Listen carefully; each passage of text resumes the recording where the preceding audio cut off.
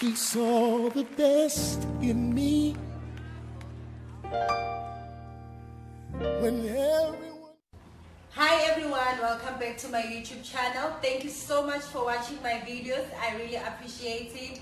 And thank you so much for subscribing. Please don't forget to comment and like. So today I've got a guest, as you can see. So this is Palesa, so you can just introduce yourself to the people. My name is Palesa Mosili. Yeah, I'm family, guys. That's the best way to say. Guys, this is the first time having a family member on my YouTube. So today I am having a conversation with Palesa. So I'll be asking Palesa a few questions and she'll be answering. So yeah, so let's start with the first one. So Palesa, you are serving a church. So tell us more about your serving and tell us more how long you've been serving and why did you serve and how did it start? Okay, so I am currently at Covenant Fellowship Church International here in Durban, CCI. Okay, and I've been serving since 2016, I think, because it was during a service where Prophetess Nomusodlomos, she's one of our pastors, or the one senior pastor, she just asked people in one of her service for people to come and serve. Yeah. In the church. Yeah. And it was there and there when she was like, guys, serve in the house of the Lord and stuff. And she was just talking about people serving in the house and just serving God's purpose. Yeah. In a bigger extent. And she was just asking people, like, I think specifically that day, she was just asking for people to come and serve in the ushering department or reception department. And I think I had been in the church for a year because I started going to CFCI in 2015. And in that year, the first year, I wasn't really serving. I was just part of the church. Yeah. And then it was in that service, and I had been wanting to serve. I think towards the end of 2015, I'd been wanting to serve. Yeah. But I just didn't know where to serve because I wanted to serve maybe in like sound, technical area. Because it's what I knew from. I had a little experience in that area, but then some things along the way it just didn't end. I ended up not doing it. And when she asked that year in 2016 for people to come and serve, I was like, you know what, cool. Let me just do it. Let me try it. Although I think I had served in ushering in church back at home, I didn't like it, but I was like, you know what, I need to be doing something in church and just serve. Definitely. So she called us, and then after church we met with the people who are heading in that department, and I think I started from there. It was, I think, 2016, beginning, like February or so. Okay. So I've been serving in that department. We're hostesses. Okay. Yeah, since then. That's good. That's awesome. And then you've got a background of being a PK also. She's a PK, guys. Tell us more of being a PK. I know when you're a PK, you're expected to serve a church, and the people, they've got certain expectation towards PKs. And how did you deal with that? And seeing you also like still in the Lord, still serving. Most of the PK, they fall along the way, but you still serving, you still at church, you still doing the Lord's work. How do you balance everything? And I mean, you're still young. Advise young people out there who are also PKs, who are also serving there. What's the advice that you can give it to them? And also advise PKs out there the pressure of being a PK. Being a PK, hey? Well, I'm technically not a PK anymore. But that's another story. But my father started pastoring a church in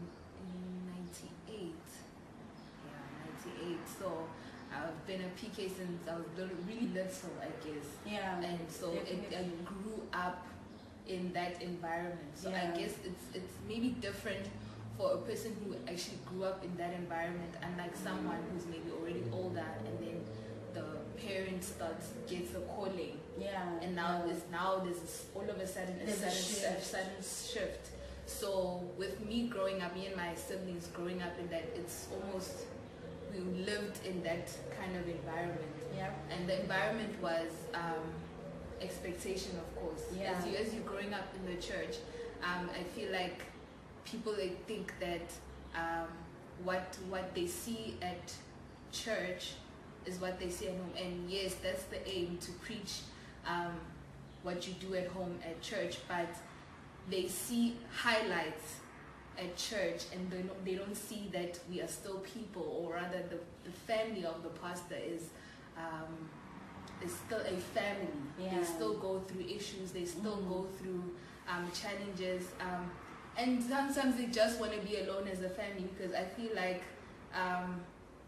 yes, the father was called into that ministry and to serve people.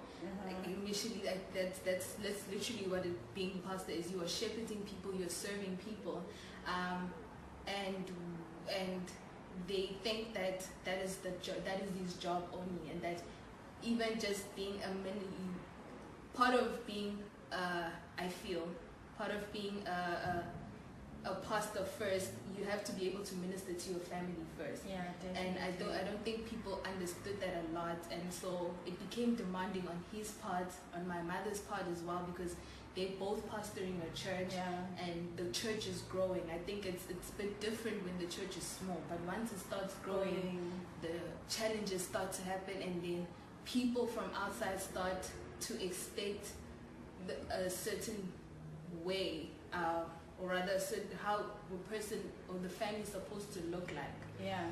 And I guess for some time that is pressure from the parents, and that pressure also starts to fall on us as well. Yeah. To look a certain way, to act a certain way, and you can't really be a child the way other children are. Yeah, definitely.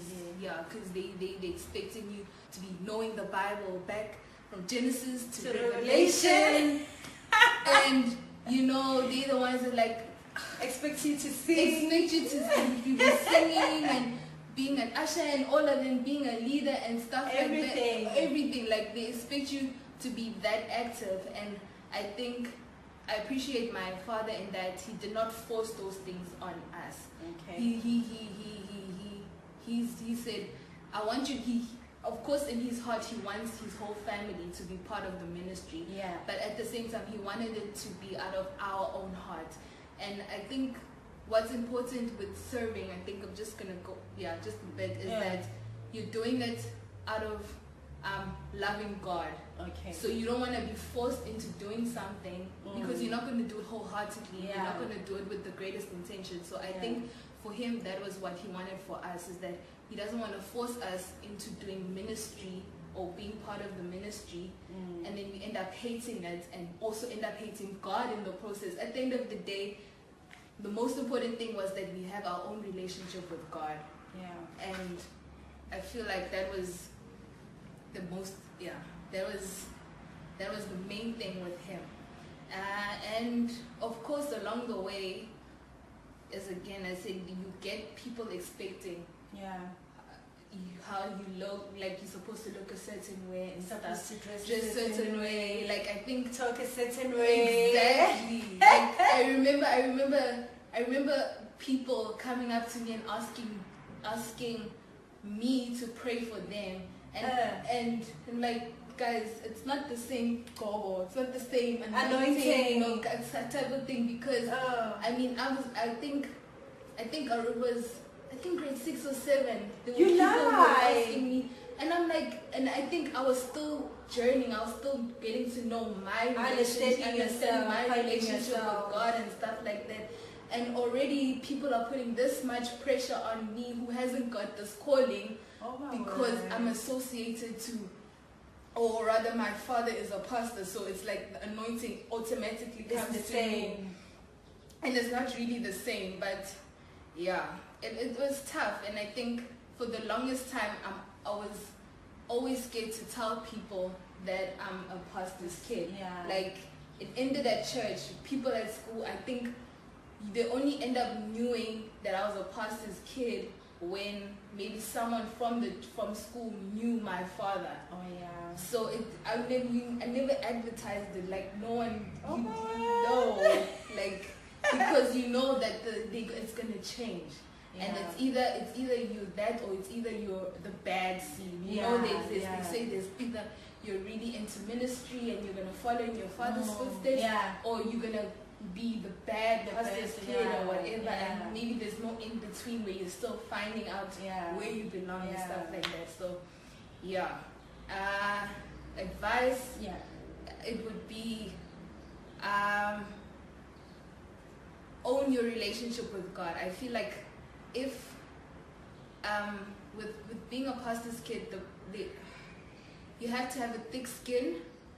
Like, it's said that we have to have a thick skin when you are a pastor's kid. Yeah. But that's the reality of it. But at the same time, at the end of the day, you must nurture your relationship with God. Okay. I feel like it is preached a lot that we must trust or know what God says about us, and stick to that. Forget about what expectations people put on you. If they're gonna expect certain things and you're gonna disappoint those people's expectations, that's what sucks. But I feel you as a PK should live your life according to your relationship with God. Find yourself in God and stand on that, and whatever expectation a person puts on you should fall by the wayside. But I know it's tough saying it. It's easier saying than done. But so Palesa, let's talk about you studying. You studying here? Yeah. Tell us more about you studying and what are you studying, and after that, tell us how you balance your studying and serving. So currently I am doing my master's in medical science. At UKZN, medical science physiology major. Research this year, because last year it was honors, they had lecture. It was a balance between lectures and research, but this year it's just research. So it's almost it's my time, but it's still hectic a bit, because I'm also balancing that with also working at the university. So it's a balance of the two. Oh, you're working? I didn't know. No, it's like student work, it's like demonstrations at labs and stuff like that. So that's what I'm doing at the moment. So I'm trying to balance that. Okay. Yeah, and that's what I do currently. Very, whatever. But anyway, that out. And then how do I balance it with the serving? I guess it's easier because I serve at church on a Sunday. Okay. So the serving is done on Sunday, pretty much. But I'm also currently part of Campus Impact. Yeah. I'm a leader at Campus Impact, and I think it's also a bit challenging in that even if it is my time, like I do have some free time and not so many free time, but you have to find the balance in serving Campus Impact, which is like a student ministry in the church. You have to also give 100% there because it's serving God, and you want to minister to students around you, but to be part of the ministry or ministering must also start with you and how you are able to handle both. So it's a lot of grace, and it's a lot of grace from God. I've right now been able to handle both because of that grace. I honestly can say it's that, and also not doing it alone. I mean, we are not isolated. We are leaders who are working together to make this organization, or rather ministry, go out to the students. But we're not doing it alone, and we're not just leading, but we're also supporting each other as well. So yeah, I think that it's about not being isolated, and it's also depending on God's grace. Honestly, yeah. And how did you choose what you are studying now? Did you always knew what you wanted to study, or you tried other things until you find yourself? Or you've always knew this is what I want from the get-go? No, I wanted to do medicine. I think from matric, grade 11, I wanted to do medicine. I had applied for medicine in my matric year. I didn't get into the places I wanted to get into. So in 2012, I matriculated in 2011. So in 2012, I ended up going to NGI, and I did 2 years there in biomedicine. It had medicine in it, but I felt like, okay, let me just try this. And of course, I didn't finish, and then I ended up taking a gap year in 2014. And it upgraded my maths and physics during that year. And then I tried applying again to medicine for the following year in 2015, and again I didn't get into those courses. So I ended up applying at UKZN, but I applied to biological science actually, and I changed it at the end of that year in 2015 after I got in to medical science, because I wanted to do something in medicine. Yes.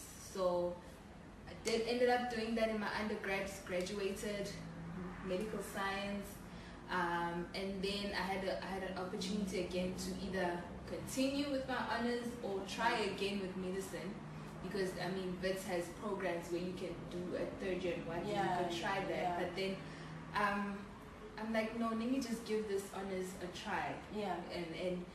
And sure enough, I did my honors, and I actually enjoyed the research that I'm doing. That's nice. Yeah, I'm really enjoying it, and I guess I'm feeling like this is my purpose. This is actually where I'm at, because now that I think about it, because it's not a brag, it's actually God's grace, because I was seeing how in my honors year I ended up getting cum laude in my honors year. And I think I would have not gotten it without God's grace again, and without having enjoyed what I was doing.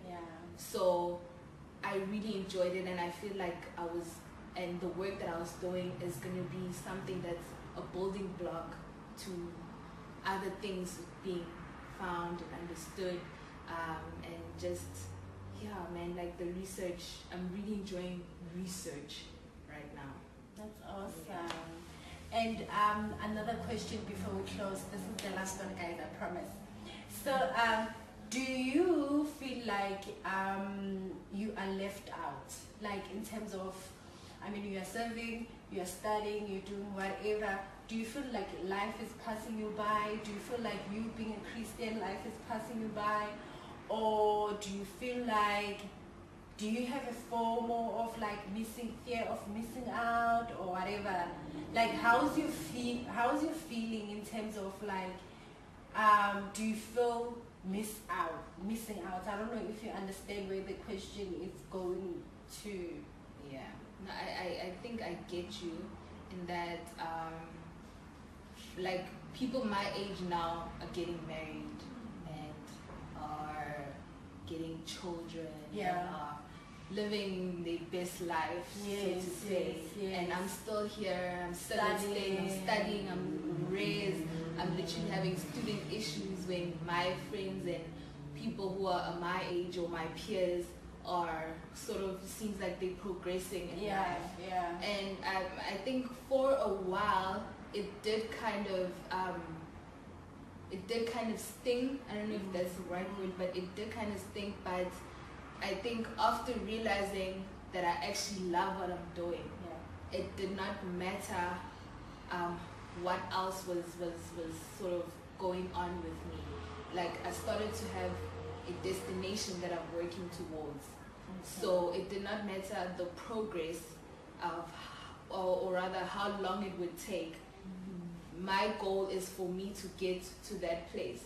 Because I mean, even like I feel like even if those people around me are progressing, maybe that was for them their focus. Yeah. Everyone has a different goal or different destination that they're working towards. And for me at that time, it wasn't that. It just seemed like I needed to be at there, but it really wasn't my goal. And realizing my purpose, realizing the destination I'm working towards, helped me to realize that even if I don't need to have these things per se for me to reach there. If they come, great. If they don't, it's also fine.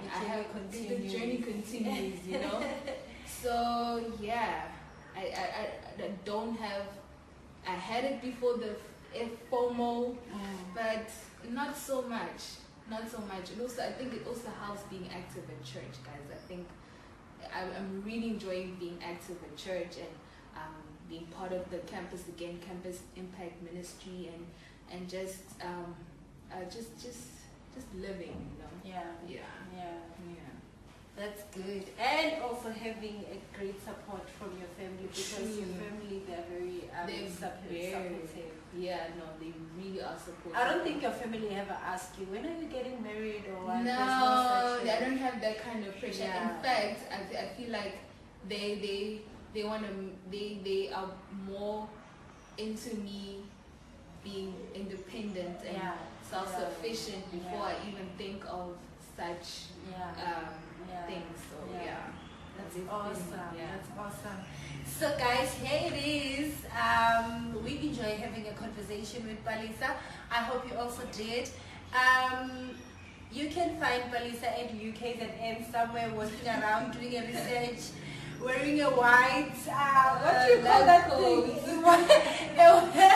a white lab coat somewhere around, or you can come to church and fellowship with us. You'll find her, she's ushering a church, she gives a nice hug. So you might find her waiting for you by the door. Okay. Thank you so much. Don't forget to like and subscribe.